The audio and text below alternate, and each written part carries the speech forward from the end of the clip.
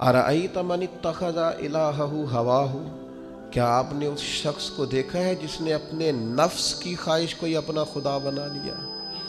अरअयत, क्या आपने देखा है, मन इत्तखज़ इलाहहु हवाहु, उस शख्स को देखा है जिसने ख्वाहिश नफ्स को ही खुदा मान लिया। नबी पाक सल्लल्लाहु तआला अलैहि वसल्लम ने इरशाद फरमाया, आसमान के साए के नीचे अल्लाह के सिवा पूजे जाने वाले माबूदों में से सबसे संगीन अल्लाह के नज़दीक वो माबूद है जो लोग अपने नफ्स की ख्वाहिश को माबूद बना के पूजते हैं। रब कहता है इन्होंने अल्लाह के मुकाबले में माबूद बना लिया। किसको? नफ्स की ख्वाहिश को। एक तरफ अल्लाह का हुक्म है, एक तरफ नफ्स की ख्वाहिश है। चलते किस तरफ है? रब कहते हैं इन्होंने नफ्स की ख्वाहिश को अपना माबूद बना लिया, अल्लाह का हुक्म नहीं मानते। मैं आपसे एक बात पूछता हूँ, जनाजे को भी नमाज ही कहते हो ना? उसका पूरा नाम क्या है?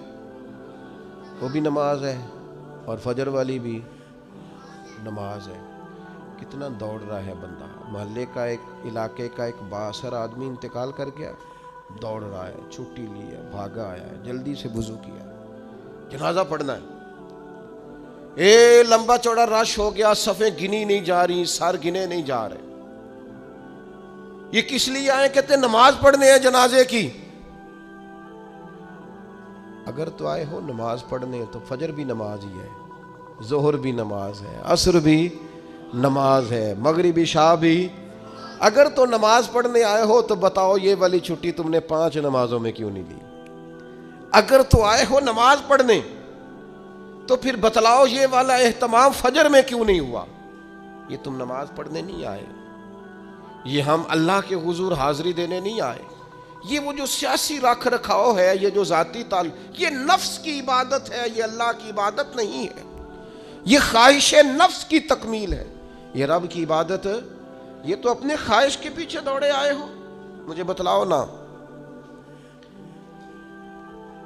वो एक शायर थे, उन्होंने बात तो बड़ी गलत की, लेकिन चलो बाज़-औक़ात नसीहत के लिए कुछ बातों को दोहरा देना चाहिए। पाकिस्तान के एक मारूफ शायर थे, उनसे किसी ने कहा कि आप मुसलमान हैं? कहने लगा आधा मुसलमान हूँ आधा काफिर हूँ। किस तरह? कहने लगा इस्लाम के अंदर खिंजीर भी हराम है और शराब भी हराम है, लेकिन मैं खिंजीर नहीं खाता, शराब पी लेता हूँ। माज़ अल्लाह सुम्मा माज़।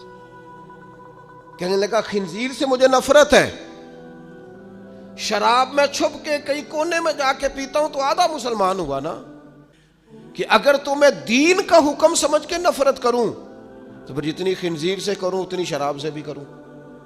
तो किसी ने उस पर तनकीद करनी चाहिए तो उसने कहा ठहर जा जरा सुन, जिस तरह शराब हराम है, जिस तरह जुआ हराम है, जिस तरह खिंजीर हराम है, मिलावट भी तो उसी तरह ही हराम है, हराम माल भी तो उसी तरह ही हराम है।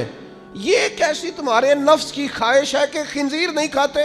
कहते हैं कि किसी इलाके में एक ऑफिसर था, तो वो सब हराम माल इकट्ठा करता था, तो कोई किसी की जरूरत ही नहीं थी उससे बात करने की। तो एक बूढ़ी अम्मा थी, वो बड़ी हक बात कहने का मिजाज रखती थी। तो उनकी मुर्गी मर गई, तो उसके गले पे छुरी चला के ना तो उस ऑफिसर के घर दे आई देसी मुर्गी। तो वो शाम को शुक्रिया अदा करने आ गया, कहने लगा अम्मा कमाल कर दिया, देसी मुर्गी तो किसी को देता ही नहीं। कहने लगी बेटे नहीं, कमाल वाली बात नहीं, मर गई थी। तो वो नाराज हो गया, कहने लगा मर गई थी तो मेरे घर क्यों दे दी? कहने लगी सारा मोहल्ला जानता है तू सारा हराम खाता है। तो मैंने कहा ये करोड़ों हराम खा गया तो कोई मुश्किल नहीं, तो एक मुर्गी से क्या तकलीफ देगी?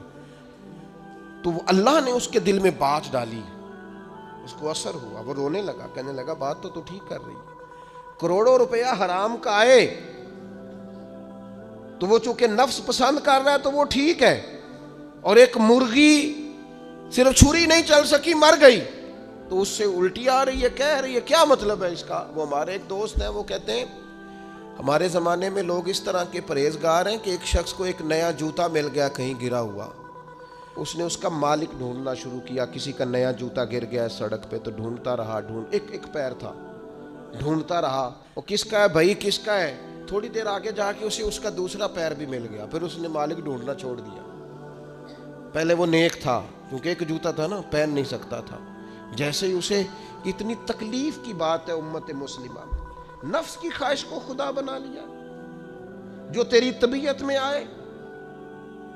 ویسے ماں باپ کو تو وقت نہیں دے سکا، ویسے اگر تجھے کہا جائے کہ ماں باپ کی طرف سے کسی یتیم بچے کا خرچہ اٹھا لے، وہ تو نہیں اٹھا سکتا۔ تیرے ماں باپ چلے گئے، ان کی وجہ سے تو کسی غریب بہن بھائی سے تعاون کر تاکہ ماں باپ خوش ہوں، احسان ثواب، وہ تو نہیں کر سکتا۔ دیکھیں چیلم پہ 50 پکیں گے، جو کہ پتہ چلے نا برادری کو کہ جناب نے چیلم کیا۔ یہ نفس کی خواہش کو خدا بنا لی۔ سیاسی افطاریاں ہو رہی ہیں، کسی کی نیت پر شک نہیں، اچھی نیت سے لوگ افطاری کراتے ہوں گے، لیکن وہ گھروں کا بھی تو ہمیں پتہ ہے نا کہ جہاں لوگ آٹا بھی اس لیے تھوڑا پکاتے ہیں کہ کل بھی اس کی ضرورت ہے۔ وہ محلے کے گھر نظر نہیں آتے؟ افطاری کے لیے ایک سجن بلایا جو پہلے کروڑ پتی، اور بلایا کہاں سے؟ لاہور سے، اسلام آباد سے، فیصل آباد سے، تو جو تیرے ارد گرد تھے۔ نفس کی خواہش کو خدا بنا لیا۔ بندہ مومن کی یہ شان نہیں ہے۔